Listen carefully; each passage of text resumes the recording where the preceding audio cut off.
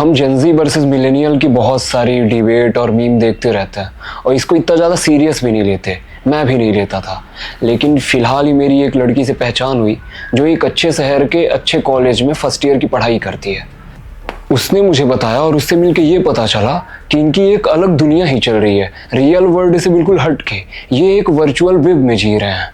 उसने मुझे बताया कि इनके यहाँ एक रैंडम जीसी करके कोई चीज़ चलती है जिसमें सारे रैंडम लोग होते हैं, वो भी टीनेजर होते हैं, मतलब 13 से 18 साल के बीच के लोग होते हैं।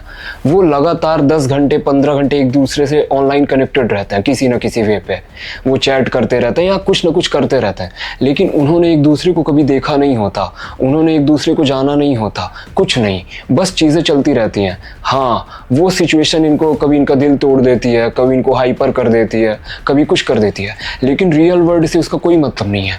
वो आज तक ना मिले हैं, एक वर्ड ही चलता है इनका, IRL, इन रियल लाइफ और वर्चुअल वर्ल्ड। तो ज़्यादातर इनका वर्चुअल वर्ल्ड ही होता है।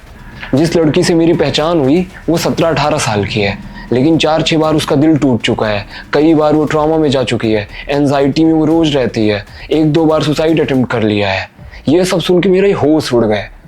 अब इस नई जनरेशन की हालत थिएटर में बैठे किसी आदमी की तरह है कि कोई हॉरर सीन आता है वो कांपने लगता है, कोई इमोशनल सीन आता है वो छलछला के रोने लगता है, या कोई मिस्टीरियस सीन आता है और वो सस्पेंस से भर जाता है। लेकिन दिक्कत तब शुरू हो जाती है जब ये आदमी भूल जाता है कि वो पर्दे में चल रहा 2-2.5 घंटे का झूठ देख रहा है और मूवी खत्म होने के बाद उसको थिएटर से बाहर जाना पड़ेगा। उसकी बाहर एक दुनिया है जहाँ उसको जीना है, लेकिन ये जनरेशन एक लूप में फंस गई है। वो उस थिएटर से बाहर निकल ही नहीं पा रही है, उस इमोशन से बाहर निकल ही नहीं पा रही है। वो थिएटर में कुछ होता है, उसका एक्टर कोई एक्टिंग करता है और उसका दिल टूट जाता है, वो कुछ बुरा बोलता है, उसको बुरा लग जाता है।